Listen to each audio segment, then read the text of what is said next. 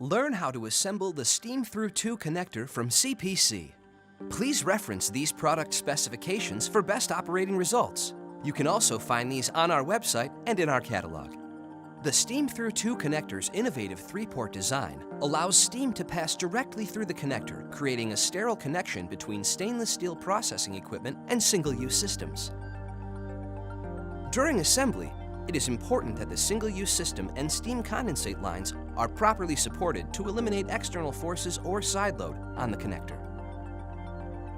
Step 1. Attach the equipment port to the stainless steel processing equipment utilizing a sanitary gasket and sanitary tri-clamp.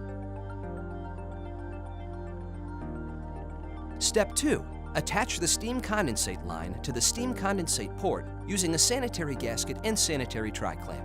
It is important to make sure the steam condensate line is not creating any external force or side load on the Steam Thru 2 connector.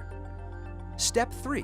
Perform a steam in-place sterilization process per your validated steam cycle, staying within the recommended specifications for the connector. Step 4. After the steam in-place sterilization process, allow the connector to cool to room temperature.